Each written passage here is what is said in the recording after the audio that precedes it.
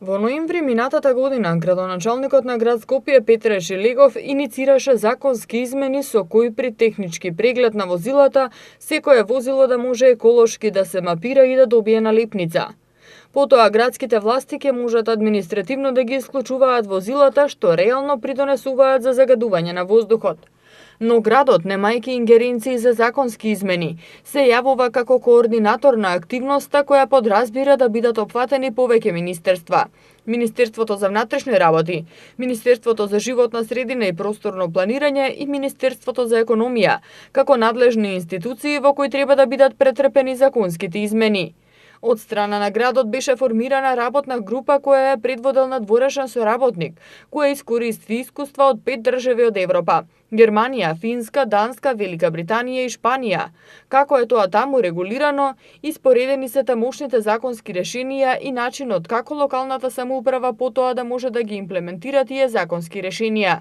Според градоначалникот на град Скопје Петре Шелегов, текстовите за законските измени се завршени и пред повеќе од 1 месец се доставени до Министерството за економија и МВР, за да може да ја покренат постапката и процедурата која подлежи на измени и дополнување на законот. Иако минатата година, кога Шелегов го објави ова, рече дека очекува предлогот до крајот на 2017 година да помине пред Собранието на Република Македонија, а до крајот на оваа година би можело да бидат мапирани возилата. Сепак тоа не се оствари.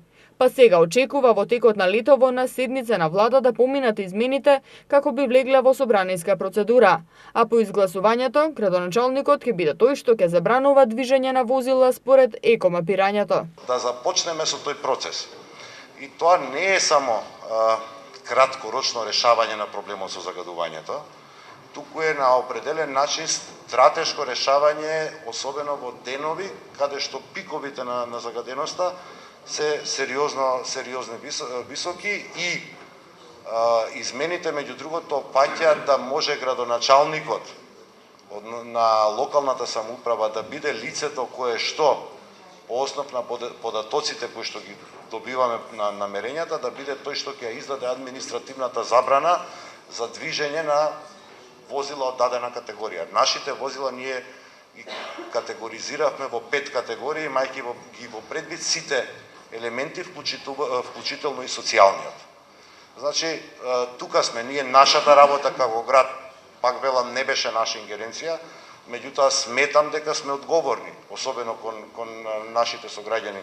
Сега е постапката во рацете на Министерството за внатрешни и Министерството за економија, како бидејќи таму треба да настанат клучните промени, едните се за мерните, другите за движење и регулирање на сообраќајот. Екомапирањето нема да има дополнителни финансиски импликации врз буџетот на граѓаните, бидејќи секој граѓанин врши технички преглед во текот на годината.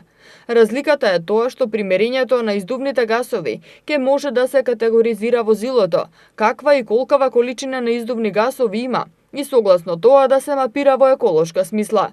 Секое возило би требало да добие соодветна боја на налепница, како постојните што ги имаат при регистрација на возилата.